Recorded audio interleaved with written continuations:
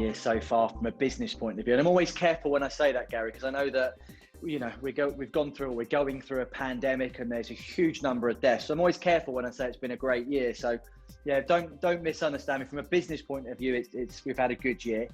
I think it's the result of a number of things. The last couple of years, we've recruited heavily, and we've always tried to bring business development associates through. So we want to bring young people in and start them off at ground level and bring them through the business. So get them trained, do their exams, get them qualified.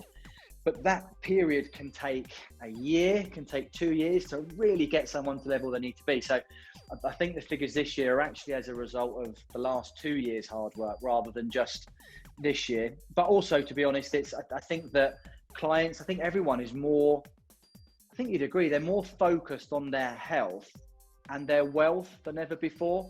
People have realized that, crikey, we need to have good fitness, need to have good health. Even, you know, I'm 33, younger people have gone, crikey, you never know when you might need this. So got to get in the gym, got to get fit, got to eat well. So I think there's this trend to healthy lifestyles because of this pandemic, but also there's no doubt about it. People have realized that financially they need to have contingency plans, got to have money saved up, got to have that emergency pot. You think you're doing all right and you think you're doing okay, and then boom, suddenly something comes along where you've been furloughed or you've been made redundant. So I think everyone is a bit more aware of, hang on a second, you know, even if I'm doing a good job and my company are doing a good job, actually it could be something totally external that influences that. So I think people are much more aware of their finances as well, to be honest.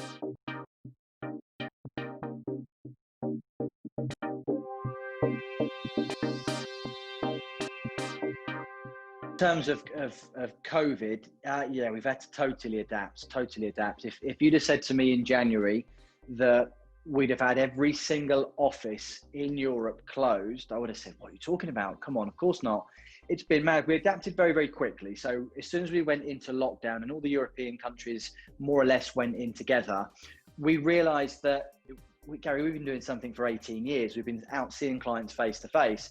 We've had lots of offices. We've always had really nice offices because clients were coming in, wanted to make a good impression.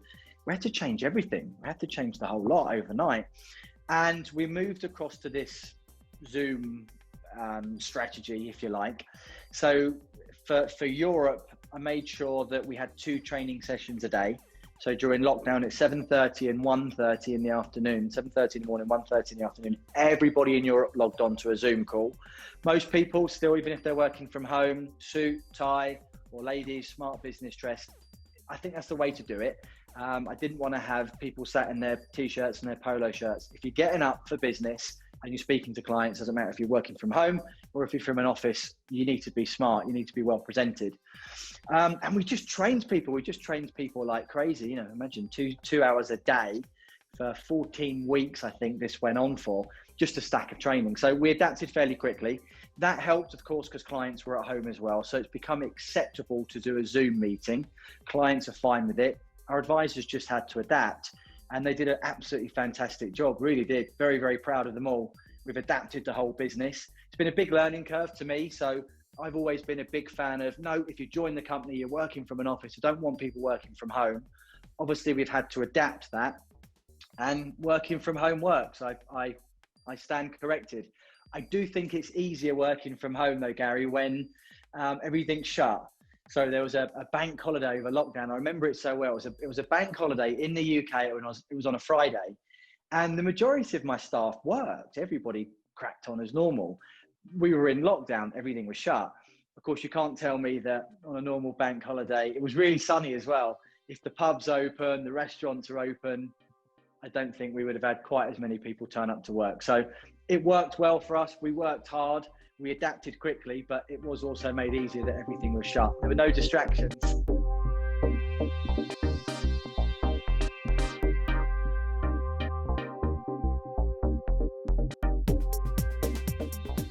Clients have adapted very well. They've realized that they still need to get their finances sorted. So great, let's just get it done. Some people actually prefer it. They would rather not travel for half an hour to go to a client meeting, travel half an hour back, sit with an advisor. So from a time point of view, I think everybody's realized it's more effective. I think that we've just gone through a pandemic. I think the whole world has tried to limit their social interaction with people anyway. So that's also helped. People just don't want the germs, do they, these days? So I think most people prefer this way of communicating. Of course, we've had the odd person that has said, listen, looks great, but let's wait until we can meet face to face. I prefer to do it that way. But very, very, very, very few cases. Most people have just adapted to this new way of meeting. I wouldn't want to own an airline right now. I wouldn't want to own a business hotel. And not just because right now travel's tough. I don't think we'll ever go back to the way we were before. I don't think you'll ever get people hopping on planes for meetings. I really, really don't. I think if a meeting can be done like this, I think this will be the new norm.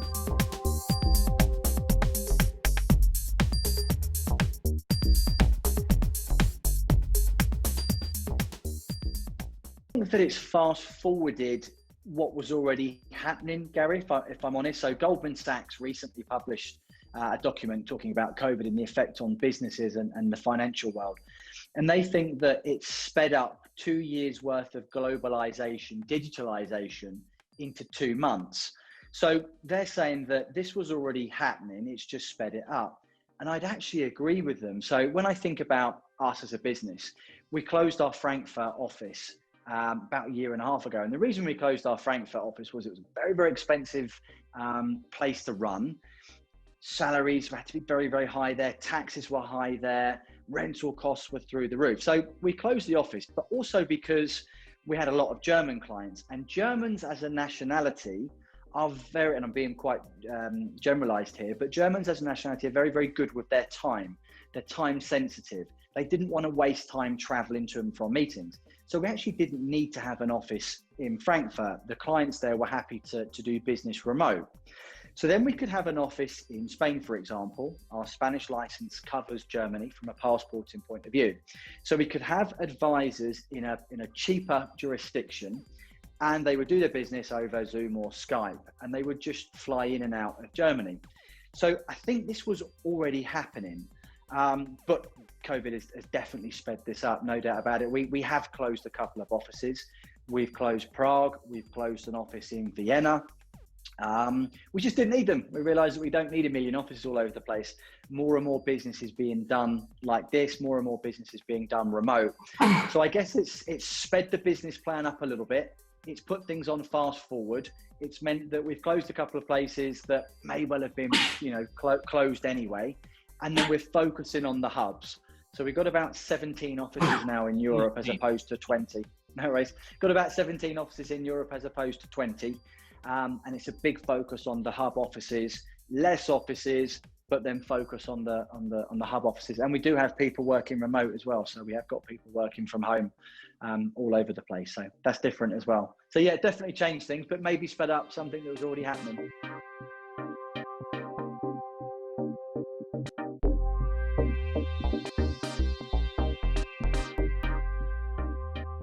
We believe that fintech's the future, Gary. We really, really do. There's that reliance on a telephone more than ever. Everything we do is on a telephone these days. Everything.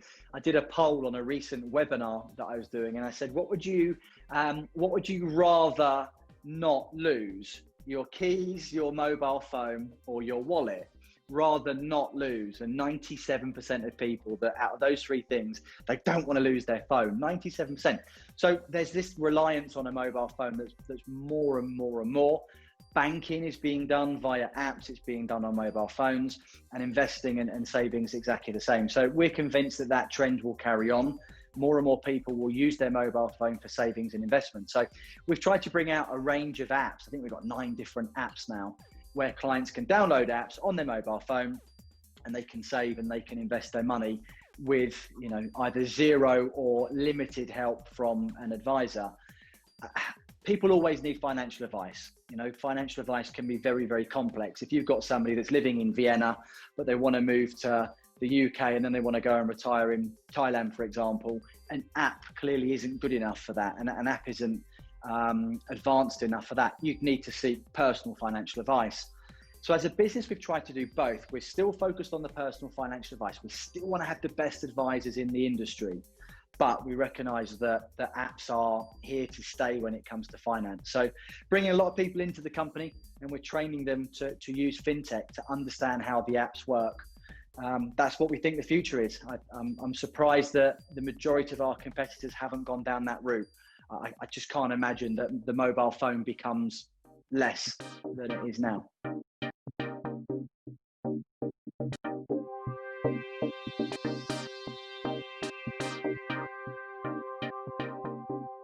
So for us, it's to give the very, very best customized and personalized financial advice. We still want to have the best advisors out there, but we also want to be there being the best provider in digital financial solutions.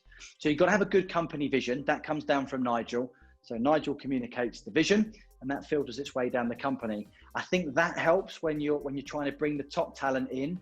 Say, look, this is what we want to become. Does that fit in with where you think the industry is going to be going? Have a really, really strong. I think that we're well known in the industry for having excellent products.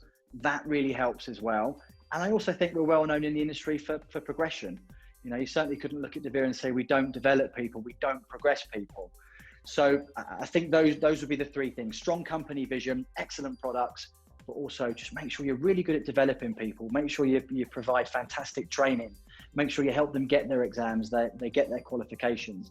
So I think that's what attracts the top talent.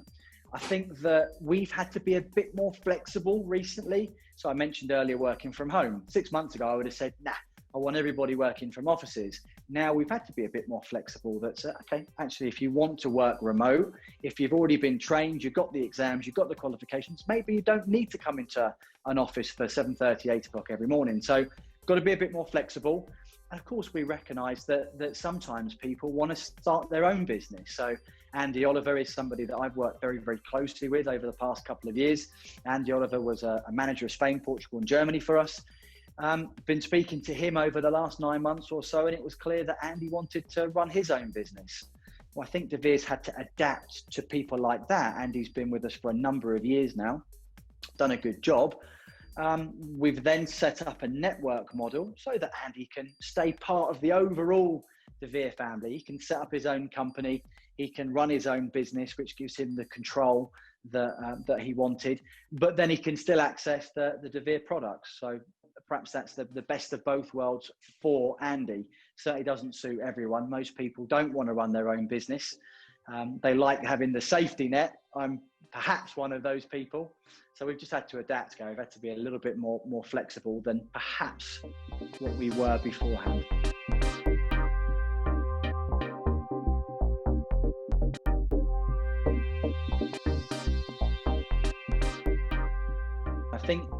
I actually think the next 12 months are going to be very, very similar to the last 12 months. I think that we are in a new norm, is the truth. I don't think we'll go back to doing lots and lots of face-to-face meetings.